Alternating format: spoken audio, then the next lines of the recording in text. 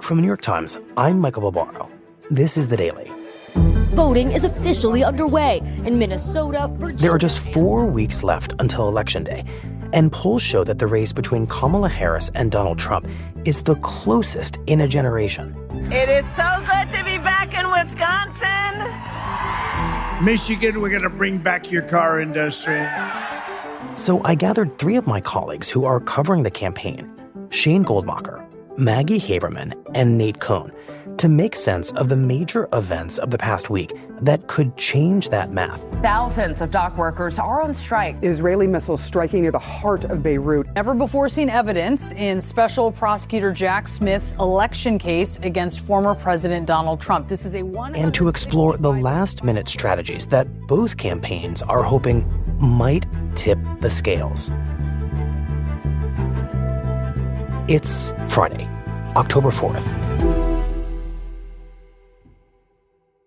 So, welcome back to the 3 of you, the same cast as our last roundtable, which, as you remember, was the first historic roundtable. Inaugural. Yeah. So this unprecedented. Is the second historical, unprecedented inaugural. Yep. Shane Goldmacher, Nate Cohn, Maggie Haberman. Appreciate you guys being here. Thanks for having us. Thanks for having us. So let's jump in. This has been a very eventful week. We have a widening war in the Middle East. We have a strike by longshoremen threatening the supply chain up and down the eastern seaboard. Finally, we have a court filing from the special counsel, Jack Smith, that might be our first true October surprise. So where do you want to start? I think of the various things that you just described, the Longshoremen Strike. That's one that actually impacts people's lives, that impacts their daily existence. This involves supply chain. It involves working people. The fight over working class voters is key for this race right now. So if everything we've just said, I think that's high up on the list. Well, just explain why the strike matters and how both campaigns are or aren't seizing an opportunity with it. We saw what supply chains having trouble did for the economy before. And I think for Harris, it's actually just a reminder of a big vulnerability she has, which is she's tied to the current administration. You look at her candidacy and she is trying to ride above the fray. She is hope, she is joy, she is the future. And this is very much the present. This is a problem. This is a issue that has not been solved by Joe Biden. And so in that way, it just pulls her back into the fray and doesn't let her ride above the clouds. And it's worth remembering that the promise of the Biden administration was we were going to get a return to normalcy. That once the pandemic was over, we would all go back to our pre-pandemic, pre-Trump lives and forget about politics. And the Biden administration hasn't made good on that promise. All this adds up to a sense that America isn't necessarily under competent leadership. Maybe we should be going in a different direction. And I think that the specifics of it are undoubtedly important, especially if they end up affecting the economy and people's lives. But more chaos in the news, I think, is just good news for Trump. So at a very basic level, this is a problem primarily for Vice President Harris because it kind of reattaches her to a not especially popular incumbent president when she very much wants to be liberated from transcending the very idea of Joe Biden and his presidency. Yeah, I would lump them all together as Nate just did. It's not just the Longshoremen Strike. It's all of these things adding up to the sense that things aren't calm and stable. And this is, in fact, something that Trump himself is saying on the campaign trail. And it's something we saw at the debate this week between the 2 vice presidential candidates. I want to know why neither campaign so far has used, and used is a tricky word because it sounds so callous, but seized the opportunity to portray a strike by working class people and made this about what is wrong with America, what is perhaps wrong with income inequality, and champion the workers on strike and not necessarily just treat it like a nuisance, something that might increase prices, but as something that could reinforce the heart of what these campaigns are about. You sound like an irritated Trump advisor trying to remind him to focus on the economy. No, but in all seriousness, the Trump campaign has talked about it a bit, but it has not punch through all of the other things he's talking about, which is namely defending himself against an indictment in the January 6th federal case and whatever else is on his mind at any given moment. And so getting Trump to stick to a purely economic-focused message, economy is still the top issue for voters, has been very, very challenging for the Trump team. You're right. This actually presents a real opportunity. It's just not one that he has delivered on effectively. Why hasn't Harris delivered on it? I think this is a risky proposition for both candidates, to be honest. We just talked about how this strike could spiral to affect millions of Americans. And you don't want to get on the wrong side of it. It's a dangerous game to side with a group of strikers who might disrupt the economy. Certainly the overall narrative is potentially convincing to a lot of voters, but if it ends up disrupting their lives and either candidate was on the picket line with them, there are real risks involved in that. Okay, let's turn to the war, the growing conflict between Israel, Hezbollah, Iran, Yemen is now in the mix as well, and what kind of a challenge that presents to both campaigns. You have already all suggested that in a pretty clear way, it reminds people that Harris is vice president in an administration that hasn't ended this conflict. How does Donald Trump handle this? Does he talk about it? And does it matter, Nate, to voters very much? I think that it clearly matters to a specific group of voters, Muslim and Arab voters, who are overrepresented in the state of Michigan. A swing state. And I think it also affects the overall national mood, the sense that the world is unsafe, that the current administration is ineffective and not up to the task of solving problems at home or abroad, and that back when Donald Trump was president, the world was more stable, it was at peace. And I think it helps Donald Trump in that respect, even if it's not narrowly about whether anyone has any view of whether Israel should send tanks into Lebanon or not. But is there a way in which the new developments in this conflict moves it away from that framework of simply Israel versus the Palestinians and towards a larger kind of geopolitical set of issues that perhaps is of value to a vice president who's still kind of very much searching for an identity on the world stage?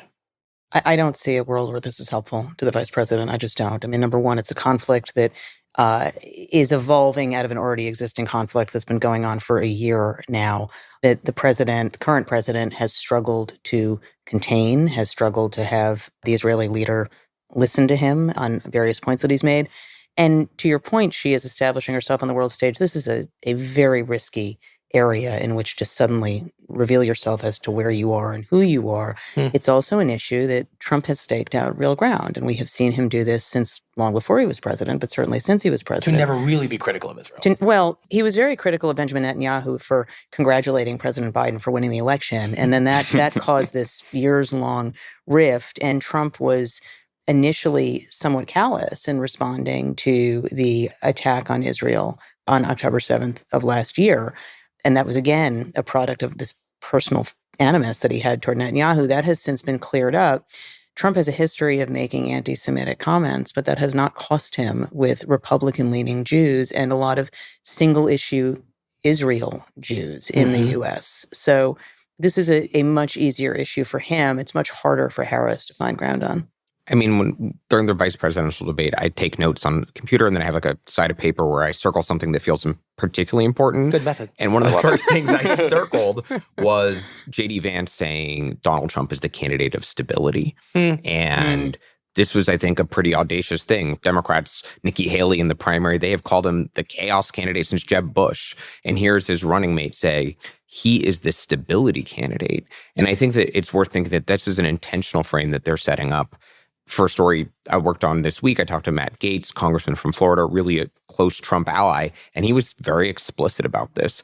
They are trying to say it was peaceful when he was president. Yes, there was COVID. Maybe you don't remember all those specifics, but there was general economic prosperity in the first 3 years, and they're trying to tap back into that. And I think you could take the totality of all this, and that line from J.D. Vance, the candidate of stability, was really striking. Okay, there was a development this week, though, that does not embody Trump's stability, and that was the special counsel, Jack Smith, drawing us back into what may be one of the most unstable moments of the Trump presidency, which was the events before and on January 6th. So I want to know why Jack Smith did what he did just now. We all understand that he was not able to bring his prosecution before the election. Obviously, he and his staff wished they could. Suddenly, we get this big filing that contains a lot of new information. Is that strategic? And does it matter? So Jack Smith brought this filing because Jack Smith has had to file a new indictment. I shouldn't say he had to, but he did file a new indictment after the Supreme Court ruling on Trump and immunity that basically said essentially everything Trump had done in the capacity as president in the context of this lead up to January 6th was in his capacity as president, an official act. And so there's this whole issue of what constitutes an official act versus not official act. Jack Smith tailored this filing to explain essentially why the case should move forward. I'm condensing this, but nicely, though. Thank you. I'm trying. If you read it, and I would encourage people to read it because it's a really important historical read, this does potentially remind voters of a very damning fact set for Donald Trump. There was one particularly striking new piece of information, which is that when Trump was told of this chaos happening at the Capitol on January 6, 2021. Right, he's at the White House, he's getting these updates. Yep, and Mike Pence, the vice president, is under threat, as are others. Trump's response was allegedly, so what? Now, what's striking about this document is not that there are hugely surprising new damning details. Right. We always understood his approach to all that violence that day was basically to shrug. It's a compilation of a really, really disquieting and disturbing series of reactions that he allegedly had and that his aides allegedly took and that a lot of people around him took, with his desired impact being to overturn the election. And it brings it all back with a month left until Election Day. January 6th came up as a key moment in the vice presidential debate when Governor Walz talked about it and pushed back on J.D. Vance. You have Vice President Harris campaigning with Liz Cheney this week. So there is just sort of this cumulative effect of reminding voters of what took place at the end. Right. Liz Cheney, of course, being the leader of the congressional committee that investigates January 6th and really makes America aware of the depth of the president's disregard for the rule of law that day, but also his embrace of some of the violence. And a conservative Republican who would not normally be ideologically aligned with Kamala Harris. It's worth noting, too, that the Harris campaign has really struggled to make this election about January 6th and democracy. The Biden campaign took for granted that in the end, voters would cast their ballots based on what happened that day. And that was in part because in the midterm election, that seemed to have happened. But there is no January 6th commission this time driving the news down the stretch. And there isn't a wave of Stop the Steal candidates campaigning on overturning the election in the key battleground states as there was in the midterms. So I think it's a big deal that we have a series of news events this week that have put this issue back because it's a really good issue for Harris and one of the few issues that's really good for Harris. It's the kind of issue that if it's what voters are thinking about, that her chances of winning go way up compared to a world where the swing voter looks at the news and sees chaos in the Middle East and strikes along the eastern seaboard. I mean, this was like a central defining thing of the Biden campaign is they thought that this was going to be the background music of 2024, just as it was in 2022. Right, but the music never and got they were very loud. And it wasn't that loud. And when Harris has taken over, she's moved away from it, right? The Biden campaign began with the word freedom, and they were applying it to democracy, and they're applying it to abortion. Harris has applied it heavily to abortion and has not focused on this issue as much. It's not a core part of her stump speech. And so for her, it's good to have it out there without her having to talk about it. She's going to talk about the economy. She's talking about the kitchen table issues.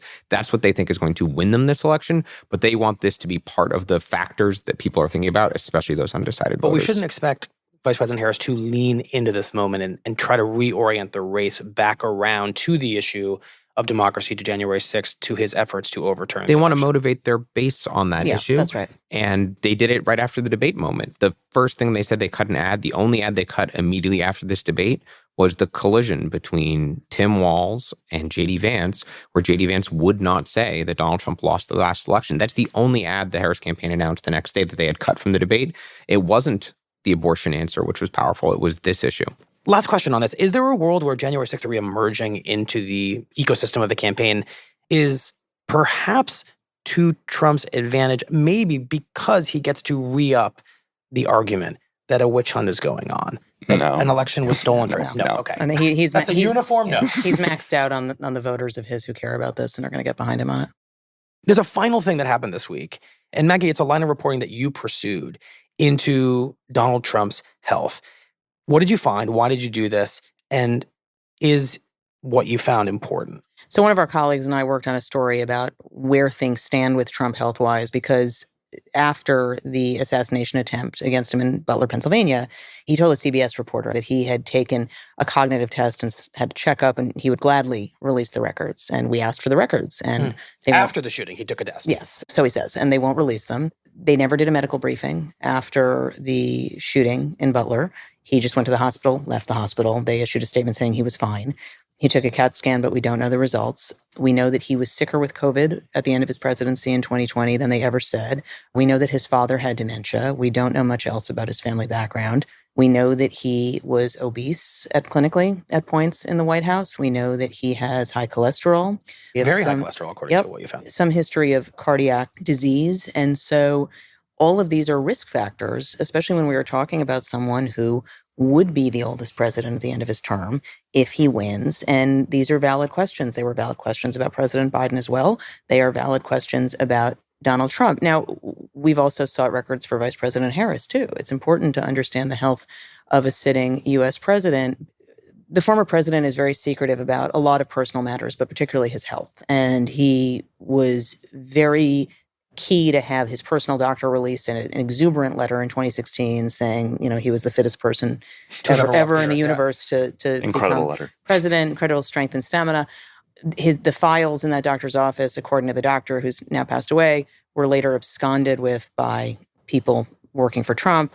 So we don't really have a full picture of his health. These are real questions. Why do we think that the kind of collective political camera has never really swiveled around in a focused way to questions around Donald Trump's health, especially given his age, all the things you just said, in the way that they did so forcefully around Joe Biden? I mean, I think for the most part, it's because he was running against Joe Biden, and the physical diminishment of Joe Biden was there for everyone to see in a way that it has not been as apparent for Donald Trump. You could just see That's right. the aging of Joe Biden before your eyes. But it is true that Donald Trump, should he win, would be older at every stage of his presidency because he's older when he would take the oath of office than Biden was.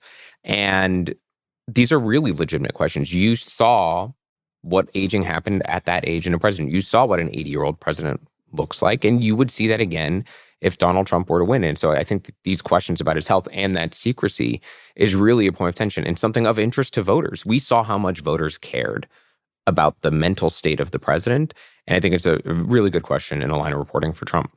Where is the line between whether someone is too old and not fit to be president versus just young enough? And at some point, Joe Biden crossed that line and the electorate reacted decisively. They went from saying he was fit to be president by a 3-1 margin to saying he wasn't by a 3-1 margin. For whatever reason, Donald Trump hasn't crossed that line. He may be very close to it, and we don't know. We didn't know when Joe Biden took office how close he was and where that line would be. But Donald Trump hasn't crossed this invisible threshold. All right, with that, we're going to take a break, and Maggie, I'd like you to have the honors again. We'll be right back. Wow. She's just, she's like, nailed it. Nailed it.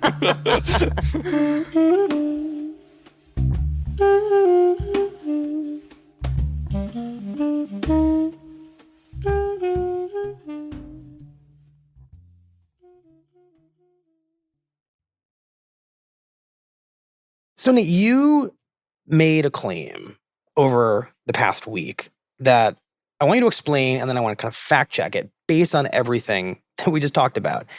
You had said that we've entered a stretch of the race that is placid, where there hasn't been too much going on, and where, as a result, there's a kind of clearer than ever understanding of the race. So I want you to justify that, and especially given how much news there was over the past few days. Yeah, sure. I mean, stepping back for a second, the last 2 months have been full of big political events. Joe Biden dropped out of the race. Kamala Harris introduced herself to the nation. She selected a vice president. There was a Democratic convention, and there was a presidential debate in a 6-week period. Each of those events— You didn't even mention the 2 assassination attempts. I didn't even mention the assassination attempts. Or before that Donald Trump was convicted of crimes. In any case, each of these events raised a big question about, would there be a big effect on the race? Would voters react to Harris's debate victory? Would the convention make a splash?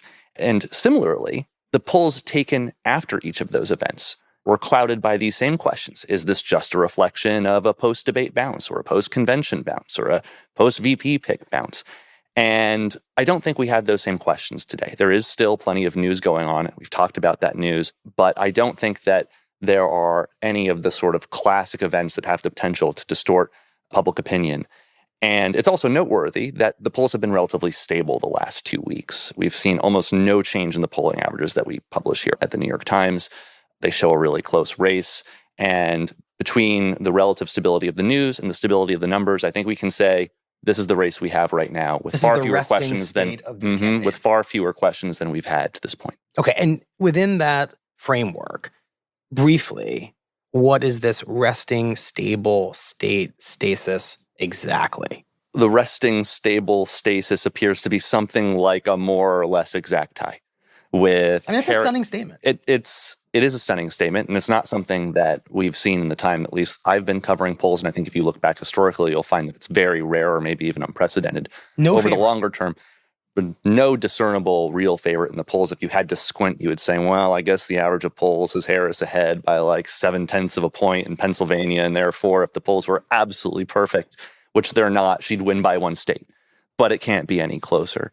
Do the campaigns embrace that understanding? Oh, yeah. Do they accept very it? much so. I think both campaigns embrace that understanding, and they know that there are 7 states that are being competed in, and that, speaking of those polling and polling averages and polling misses, that if the polls are off by a little chunk, that all 7 states could still move, right? That these are states that are in play, that places like Arizona, which appears like more of a reach state for Kamala Harris, is not out of play. And you look where they're spending their money, and it's in all of these places. That's right. There are places you see more money going lately that tell you that they're competitive, like North Carolina. The Trump team has moved more money there. When he was running against Joe Biden, they thought this was a state they had more or less in the bag on those lists of 7. They no longer feel that way. And you see the Harris campaign putting money, putting time. Time is the most valuable resource at this point. They have 1 month left. Watch where the candidates go. Watch where they spend their money. That's the answer to where they think this race is happening. All right, well, tell us, don't make us watch. Tell us where the candidates are spending their time and money, how they're going to be making the most of these dwindling final days of the race, which constituencies they're going to be most focused on, given just how startlingly close the race is. It's going to change a lot. They're both going to be ripping up their schedules. I think really Trump more than Harris. Yeah, Trump's been very reactive. Harris has tended to have a little bit more of a direct theory of the case of where she wants to campaign. But which is what? Just briefly. Which is she is going to the 3 blue wall states, Pennsylvania, Wisconsin, Michigan. If she loses those, her path is pretty difficult. Trump, you are going to see try to shore up North Carolina, try to shore up Georgia, 2 states that she could win. The Trump campaign feels very good about Arizona and Nevada. Democrats feel a little better about Nevada than Republicans think they should. We will find out who is right. Trump is hanging his hat on a turnout of low propensity voters, younger men all across the board. In particular, Nate can speak to this more eloquently than I can. But they don't quite. Thank you. Love that. Very eloquent. But they can't guarantee these folks are going to come out and vote. And right, because they're low propensity voters. Correct. And so that's a big gamble. And so you are going to see Trump doing not just, in-person events. And he is constrained, as Shane and Jonathan Swan and I reported recently, by these security threats against him. He is not a sitting president or vice president. He just simply has a different level of security, and he's a little more vulnerable. But you are going to see him doing podcasts. You're going to see him continuing to sort of reach out to people in unique media ways. And we will see where it all falls in a couple of weeks. To win, you need 270 electoral votes. And there was just a fight recently about one state that splits up its votes, Nebraska, and a single district that Democrats are favored to win. And Republicans were trying to flip this rules in Nebraska, so all of the electoral votes would have gone to Trump. The effort failed, but this was about that blue wall. Because if you didn't flip that, and Harris just won those 3 states, Michigan, Wisconsin, and Pennsylvania, she and he would end at a 269 tie. Like, it's not even unlikely. They were talking about plans to get to a tie. That's how close this race is. Right, and that's why the Trump folks wanted to change the rules in Nebraska. They wanted, in the event of a tie, for that final tie-breaking vote to not go to Kamala Harris. They wanted a winner-take-all model that would go to his. I don't know how replicable whatever Donald Trump ends up with in this coalition that he is building will be for another Republican who comes after him. So what does that mean for Republicans? Well, I think it means that Donald Trump, as problematic as he has been for down ballot in particular, is still their best hope at winning a national election for the foreseeable future. And maybe that won't be true, but we'll see. Or at the very least, a hypothetical Republican national victory would look really different than the one that Donald Trump might be about to pull off. What does it look like? I don't know that. We'll find out what the final election result will be.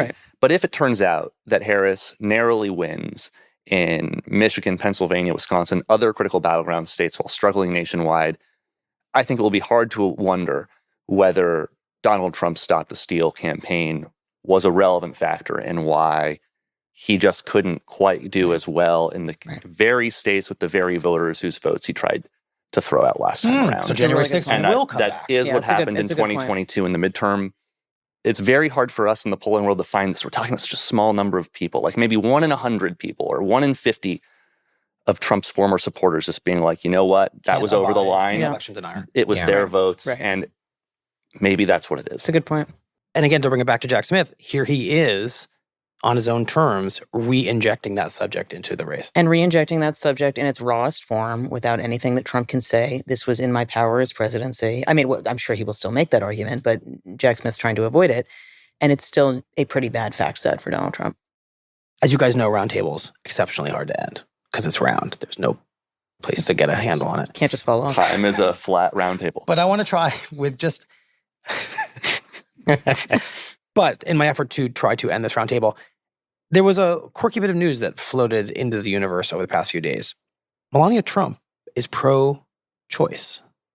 Her husband, more than any single elected official in the history of the Republic, has restricted abortion. Yeah. She said this in her book. She said it in her book, and the Trumps have a history of putting things in books that make a lot of news and sell those books. And I think there is a world in which this is not a hidden attempt to try to soften him, although I imagine that he would welcome that and would make him happy, and it was simply a way for her to get her thoughts out and get attention. But attention it is getting. It is not something that former White House advisors remember her talking about in either direction, pro or con. Abortion rights was not exactly a small issue when he was in office. He was in the middle of appointing this conservative supermajority of the Supreme Court, as you noted, that repealed the Roe v. Wade abortion rights decision from 1973. And she is apparently against it. And her husband is still struggling mightily with how to articulate what he actually thinks on abortion, while also saying that he terminated Roe v. Wade and he's very proud of it. So I don't know how these two things align or how voters will receive it. It's just interesting that a first lady who has been a complete non-entity on the campaign trail kind of peeks up and says, I disagree with my husband. On the most volatile issue on which her husband is deeply aware of his vulnerability. Yes. I hear you guys saying that there might be more than meets the eye. It's hard not to see the timing in an October book as anything but strategic to release this. In other words, I don't actually actually have been informed. I don't find it that hard to see it as anything other than strategic. I'm accepting right. I think political world you all live in every day. It's hard to imagine he didn't know that she was going to do it. I don't think that the entire book was built around her saying this and having it come out in October. Have you read it, the book? I've not. I don't have it yet. I have pre-ordered it, though, as I do all political books. Right. No favoritism here. On that note, Maggie, Shane, Nate, thank you very much. Thank you. Thank you. Thanks for having us. We'll do it again soonish.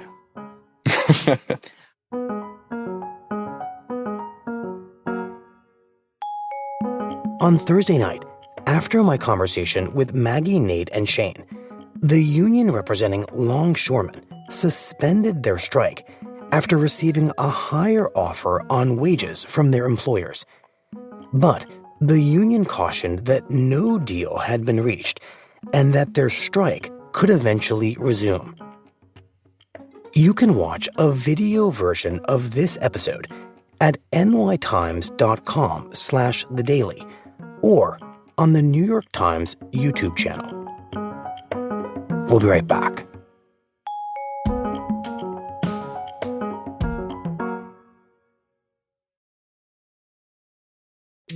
Here's what else you need to know today.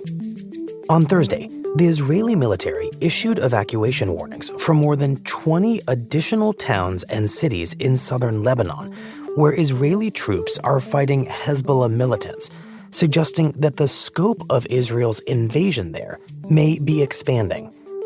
The warnings came as Israel continues to bombard Lebanon with hundreds of airstrikes, and as it weighs a military response against Iran in response to its airstrikes against Israel. One scenario that Israel is now considering is an attack on Iran's lucrative oil industry, a possibility that President Biden briefly acknowledged on Wednesday as he boarded Marine One before trailing off. Would you support Israel striking Iran's oil facilities, sir? We're discussing that. I think that would be a little... Anyway. In response, oil prices surged, over fears that an Israeli attack would soon disrupt the global oil supply. Remember, you can catch the latest episode of the interview right here tomorrow. My colleague David Marchese talks with the one and only Al Pacino. Some of the early stuff I did in school, 14, 15 years old, when I did it, was in those plays. That was still the most inspired work I had done. You know, I didn't know what I was doing. The most inspired work you did was a 14 or 15-year-old kid? I think so. Because I was so in it.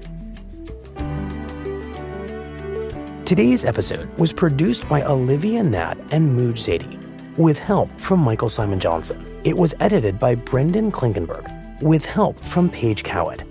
Contains original music by Rowan Yamisto and Dan Powell, and was engineered by Alyssa Moxley.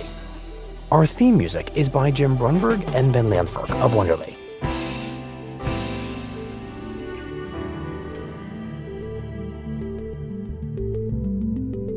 The Daily is made by Rachel Quester, Lindsay Garrison, Claire Tennisketter, Paige Cowett, Michael Simon Johnson, Brad Fisher, Chris Wood, Jessica Chung, Stella Tan, Alexandra Lee Young, Lisa Chow, Eric Krupke, Mark George, Luke Vanderplug, MJ Davis Lynn, Dan Powell, Sydney Harper, Michael Benoit, Liz O'Balin, Asta Chaturvedi, Rochelle Banja, Diana Wynn, Marion Lozano, Rob Zipko, Alicia Baitub, Mooj Zadie, Patricia Willens, Rowan Yamisto, Jody Becker, Ricky Novetsky, Nina Feldman, Will Reed, Carlos Prieto, Ben Calhoun, Susan Lee, Lexi Diao, Mary Wilson, Alex Stern, Sophia Landman, Shannon Lin, Diane Wong, Devin Taylor, Alyssa Moxley, Olivia Nat, Daniel Ramirez, and Brendan Klinkenberg. Special thanks to Lisa Tobin, Sam Dolnick, Paula Schumann, Larissa Anderson, Julia Simon, Sophia Milan, Mahima Chablani, Elizabeth Davis Moore, Jeffrey Miranda, Maddie Masiello, Isabella Anderson, Nina Lassam, and Nick Pittman. That's it for The Daily. I'm Michael Barbaro. See you on Monday.